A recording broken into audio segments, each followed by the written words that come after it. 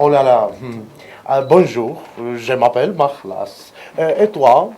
Գյումրեցի եւ վրացայի դերասանները առայժմ պատրաստվում են, նրանցից յուրաքանչյուրը փորձերի ժամանակ դեռ սեշտում ու հեղկում է իր խոսքը։ Մի քանի օրից նրանք միասին կսկսեն փորձնական ներկայացում խաղալ արդեն բեմին։ Թիֆլիսի թատրոնը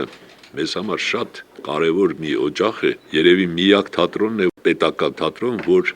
Հայաստանից դուրս մինչև հիմա գոյատևում է, ապրում է։ Սա Թբիլիսիի պետական հայկական թատրոնի շենքն է, Վրաստան կատարած ուղևորությունների ժամանակ Գալանյուսի նկարահանող խումբը այցելել է Պետրոս Ադամյանի անվան պետական դրամատիկական թատրոն դեռ 2009 թվականին։ Այն ժամանակ թատրոնը գործում էր իր սովորական ռիթմով, դերասաններ ու այցելուներ էլ շատ ուներ։ Հիմա չի գործում, հայ դերասանները հյուրախաղերով գնում են Վրաստանի հայաբնակ գյուղեր ու ավաններ։ Փոքրիկ այսպես ասած պիեսներ ենք պատրաստում գյուղերը տանելու համար, որտեղ մենք պետք է պետությանը տանք մեր պլանը եւ գումարը։ Այ քեզ Խաթաբալա ներկայացումը դերասանները համարում են լավագույն սկիզբ։ Խաթաբալա խաղացել են 2 թատրոններն էլ, բայց այս ներկայացումը տարբեր է լինելու։ Գեղարվեստական ղեկավարի համոզմամբ ոչ թե ռոմանտիկ ներկայացում են բեմադրելու, այլ սուր կծու հումորով ցույց են տալու իրականությունը։ Այս մեր ներկայացման մեջ ամեն ինչը վճռում է փողը։ Ինչպես եւ ցավոք սրտի այսօր մեր իրականության մեջ փողն է իշխողը։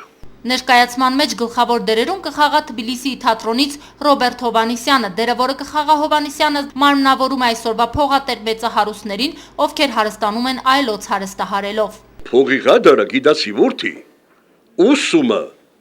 խիլքի яраг է։ Ամա փողը համ խիլքի яраг է, համ կամքի։ Շատ գործ ունի անելու, որտեղ բոլորովին կյանքում այդպեսին չի։